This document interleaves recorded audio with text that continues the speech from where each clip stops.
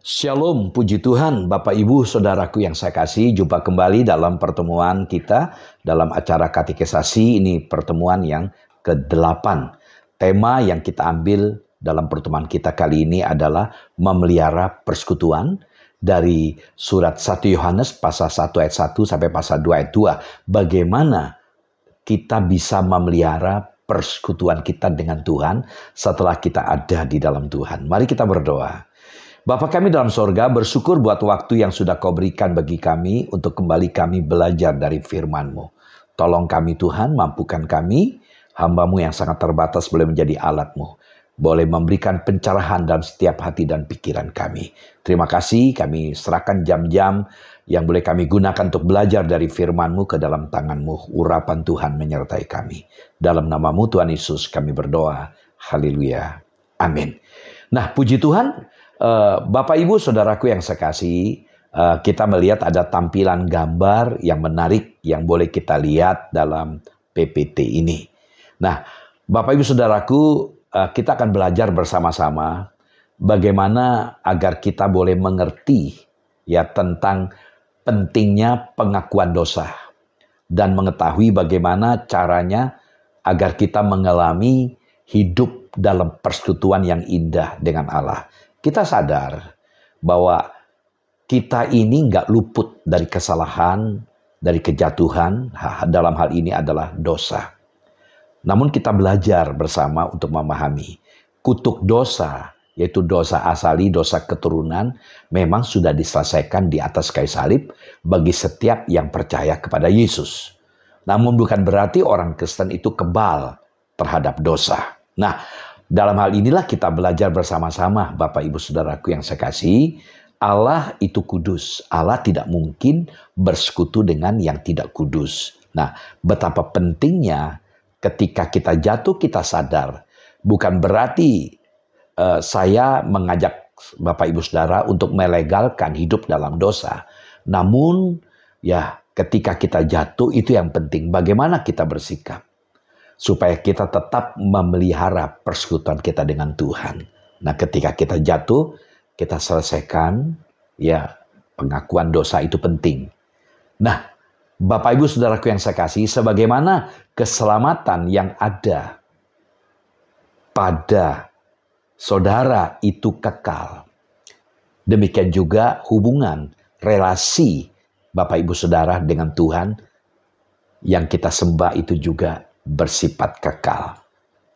Nah, karena saudara sudah diangkat menjadi anak Allah ketika saudara itu percaya dan menerima Yesus.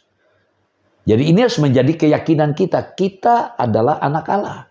Dan kapan kita menjadi anak Allah? Ketika kita percaya dan menerima Yesus sebagai Tuhan dan Juru Selamat pribadi kita. Nah, untuk lebih dalam, lebih jelas, ayat acuannya satu ayat saja yang perlu kita baca. Yohanes pasal 1 ayat 12 dikatakan, tetapi semua orang yang menerimanya diberinya kuasa supaya menjadi anak-anak Allah, yaitu mereka yang percaya dalam namanya. Tetapi persekutuan saudara dengan Tuhan Allah dapat saja rusak, ya, apabila saudara melakukan dosa. Ayat tadi dikatakan supaya menjadi anak-anak Allah, yaitu mereka yang percaya dalam namanya. Jadi kalau kita percaya kepada Yesus, kita dikatakan disebut anak Allah. Namun sebagai anak Allah bukan berarti kita kebal dari dosa. Seperti saya katakan tadi, ya persekutuan Bapak Ibu Saudara dengan Tuhan Allah dapat saja menjadi rusak apabila Bapak Ibu Saudara melakukan dosa. Dosa itu adalah sesuatu yang tidak sesuai, tidak selaras dengan apa yang Tuhan kehendaki.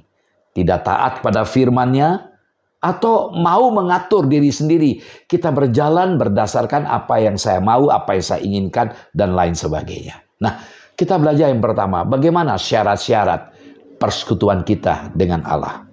Nah, kita amati syarat yang pertama adalah pengalaman pribadi kita bersama dengan Tuhan Yesus Kristus. Nah, mari kita amati ayat ini, 1 Yohanes pasal 1 ayat 1 sampai 4.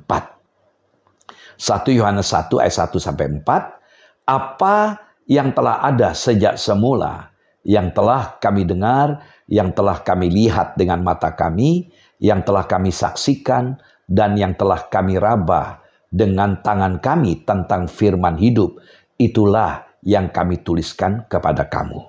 Hidup itu telah dinyatakan, dan kami telah melihatnya, dan sekarang kami bersaksi dan memberitakan kepada kamu tentang hidup kekal yang ada bersama-sama dengan Bapa dan yang telah dinyatakan kepada kami. Ayat 3. Apa yang telah kami lihat dan yang telah kami dengar itu, kami beritakan kepada kamu juga, supaya kamu pun beroleh persekutuan dengan kami. Dan persekutuan kami adalah persekutuan dengan Bapa dan dengan anaknya, Yesus Kristus. Dan semuanya ini kami tuliskan kepada kamu, supaya sukacita kami menjadi sempurna. Nah, jadi dari ayat-ayat ini kita bisa melihat, jadi pengalaman pribadi kita dengan Tuhan di sini dibentuk dari apa? Apa yang kita dengar. Jadi ada yang didengar, ada yang dilihat, ada yang disaksikan, ada yang diraba tentang firman hidup. Jadi indera kita, ya, pengalaman-pengalaman kita bersama dengan Tuhan itu membuat, ya, kita betul-betul bisa bertumbuh, ya, bisa betul menjaga persekutuan kita. Kita tahu bahwa Yesus adalah firman yang telah menjadi manusia dan ini menggugah kita. Nah, sebagai contoh Bapak Ibu Saudaraku yang saya kasih, seseorang itu belum dapat yakin betul-betul akan rasa gula itu manis sebelum dia sendiri merasakan atau meminum misalnya teh gula. Dia bisa mengatakan itu manis setelah dia menikmati manisnya, ya, teh itu atau kopi mungkin. Ketika dia belum mencoba meminum, ya, teh manis atau gula manis, dia belum bisa mengatakan itu manis. Jadi karena ada pengalaman pribadi. Demikian juga dengan kehidupan kita, saudara. Kita perlu mendengar dan kita percaya atau menerima firman hidup, yaitu Yesus Kristus. Barulah kemudian, Bapak Ibu Saudara, kita dapat mengalami atau merasakan persekutuan yang indah bersama dengan Tuhan Allah. Puji Tuhan. Nah, tujuan pengalaman pribadi itu diungkapkan dalam ayat 3 yang kita baca tadi. Dalam ayat 3 tadi dikatakan surat 1 Yohanes pasal 1 ayat 3, apa yang telah kami lihat dan apa yang telah kami dengar itu kami beritakan kepada kamu juga, supaya kamu pun beroleh persekutuan dengan kami, dan persekutuan kami adalah persekutuan dengan Bapa dan dengan anaknya Yesus Kristus. Jadi kita melihat tujuan pengalaman pribadi kita itu dengan apa yang kita lihat, yang kita dengar, yang kita rasakan, supaya kita itu memperoleh persekutuan. Jadi persekutuan itu dapat dibangun dari apa yang kita lihat, apa yang kita dengar, apa yang kita saksikan. Nah, supaya kita memperoleh persekutuan dengan siapa? Dari ayat ini kita bisa melihat persekutuan dengan Bapa dan dengan anaknya. Jadi kita bisa membangun sebuah persekutuan yang indah bersama dengan Bapa atau bersama dengan Tuhan Yesus Kristus. Jadi Bapak Ibu Saudaraku, semua orang yang percaya berhak memiliki persekutuan yang indah dengan Tuhan Allah. Dalam hal ini Bapa atau Tuhan Yesus. Tapi untuk menikmati hak-hak tersebut, masih ada dua syarat lagi di samping tadi. Pertama, pengalaman pribadi. Yang kedua, berjalan dalam terang. Ini syarat kedua, berjalan dalam terang. Mari kita cermati surat 1 Yohanes pasal 1 ayat 5 sampai 7. Surat 1 Yohanes pasal 1 ayat 5 sampai 7. Dan inilah berita yang telah kami dengar dari Dia dan yang kami sampaikan kepada kamu. Allah adalah terang dan di dalam Dia sama sekali tidak ada kegelapan. Jika kita katakan bahwa kita beroleh persekutuan dengan Dia, namun kita hidup di dalam kegelapan, kita itu berdusta dan kita tidak melakukan kebenaran. Tapi jika kita hidup dalam terang sama seperti Dia ada di dalam terang, maka kita beroleh persekutuan seorang dengan yang lain. Dan darah Yesus anaknya itu menyucikan kita daripada segala dosa. Puji Tuhan. Jadi kita melihat yang pertama dari ayat ini, Allah adalah terang. Apa yang dimaksudkan Allah adalah terang? Allah adalah terang artinya Allah itu suci. Artinya Allah tidak ingin bergaul dengan dosa sedikit pun. Apakah masih ada perbuatan-perbuatan yang kita lakukan, ya, yang saudara takut diketahui oleh orang lain atau oleh Allah sendiri? Terkadang jujur kita ingin bersembunyi di balik apa yang kita lakukan. Allah itu suci. Yang kedua, Allah tahu segala sesuatu. Artinya tidak ada yang tersembunyi. Allah tahu segala sesuatu karena Allah itu omnipresent, maha hadir.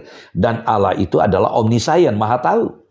Karena Allah itu terang, maka di dalam hidup kita tidak ada satu pekerjaan pun atau apa yang kita lakukan, baik secara terang-terangan maupun secara sembunyi-sembunyi, yang dapat disembunyikan dari hadapan Allah. Semua terbuka, semua transparan, tidak ada yang tersembunyi.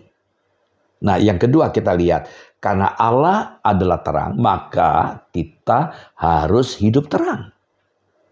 Karena tidak ada yang tersembunyi, semua terbuka. Dan marilah kita hidup dalam terang. Arti hidup dalam terang, semua pekerjaan atau apa yang kita lakukan berada di dalam terang. Atau sesuai selaras dengan firman Tuhan. Karena itu semua gerak-gerik hidup kita itu berani ya diketahui oleh siapa saja tanpa harus disembunyikan di tempat gelap. Nah, terkadang jujur kita berupaya untuk apa? Bersembunyi. Ya, kita lupa kita ada dalam terang. Suatu hari saya melayani di sebuah gereja di kota Semarang, di gereja JKI. Saya dengan begitu antusias pagi-pagi saya masuk, lihat pintu gerbang yang besar, minta izin, saya mau ke gereja. Nah, setelah selesai ibadah, saya pulang. Kok banyak wanita yang ada di sekitar itu. Mampir pak. Saya baru sadar saya masuk di komplek ya pelacuran. Karena gereja itu memang gak jauh dari situ. Saya salah jalan. Sebenarnya ada jalan yang lebih aman yang tidak melewati situ. Saya begitu merinding takut karena saya sendirian. Ya, kalau ada teman, mungkin ada ibu-ibu dampingi, mungkin ceritanya beda, bisa lebih tenang. Saudaraku, kita tahu dalam buah Roh Kudus, ya kita melihat ada 9 rasa di situ. Bagaimana kita belajar juga menyadari kita hidup mampu mengendalikan diri, ya, mampu menguasai diri kita ketika kita dicoba untuk ada dalam gelap. Karena kita tahu bahwa kita ada dalam terang, berarti tidak boleh sembunyi-sembunyi. Puji Tuhan. Nah, arti hidup dalam kegelapan, tidak mau bersekutu dengan Allah. Tidak mau melakukan kebenaran. Tidak mau bersekutu dengan saudara seiman lainnya. Kita melihat sebagai contoh ada begitu banyak orang-orang. Kadang-kadang menutupi dirinya dosanya itu dengan alasan macam-macam. Biasanya duduk di ibadah, di gereja, di depan. Sekarang dia di belakang kadang-kadang tidak hadir. Karena dia merasa berat untuk bersekutu. Takut ketahuan, takut terungkap. Mari kita belajar. Ya, Galatia 5 ayat 19-21 menjelaskan daftar-daftar bagaimana keinginan-keinginan daging, nafsu, dosa di situ. Nah, lalu syarat ketiga, pengakuan dosa. 1 Yohanes pasal 1 ayat 8-10. 1 Yohanes 1 ayat 8-10. Jika kita berkata bahwa kita tidak berdosa, maka kita menipu diri kita sendiri dan kebenaran tidak ada dalam kita. Jika kita mengaku dosa kita, maka Ia adalah setia dan adil. Sehingga Ia akan mengampuni segala dosa kita dan menyucikan kita dari segala kejahatan. Jika kita berkata bahwa kita tidak ada berbuat dosa, maka kita membuat Dia menjadi pendusta dan firman-Nya tidak ada dalam kita. Syarat ketiga adalah pengakuan dosa. Caranya, untuk kita dapat kembali bersekutu dengan Allah adalah mengakui dosa kita. Karena itu janganlah kita berdalih lagi.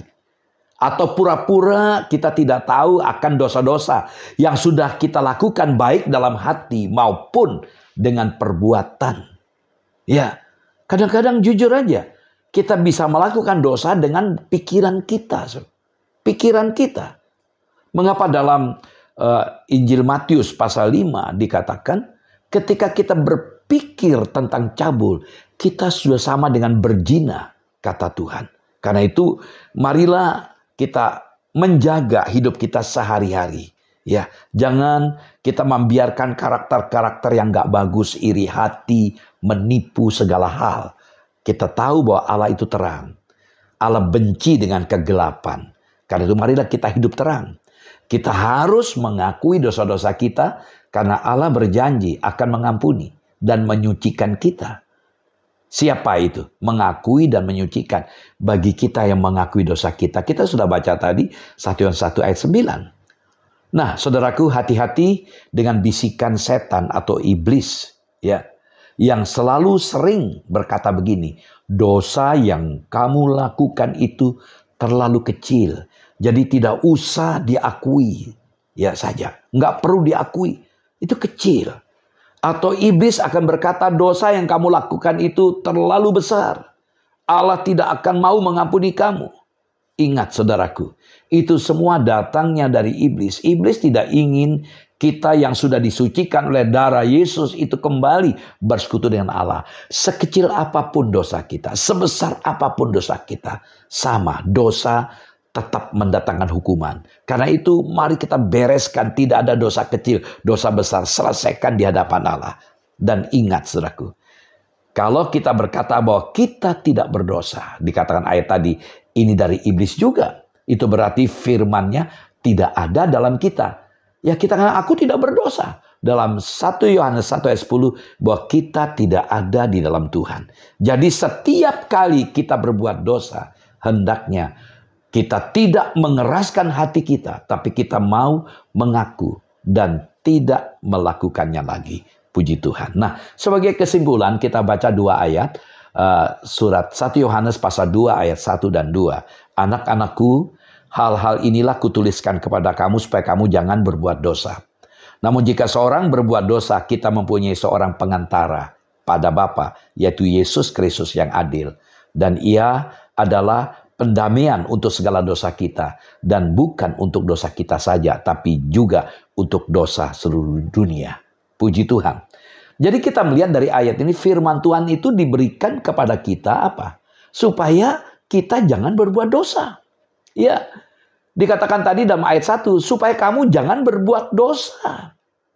Ya, yang kedua, tetapi kemungkinan jatuh dalam dosa itu masih tetap ada selama manusia hidup di dunia ini. Maka dikatakan dalam ayat 1 tadi, namun jika seorang berbuat dosa, kita memiliki seorang pengantara pada Bapa, yaitu Yesus.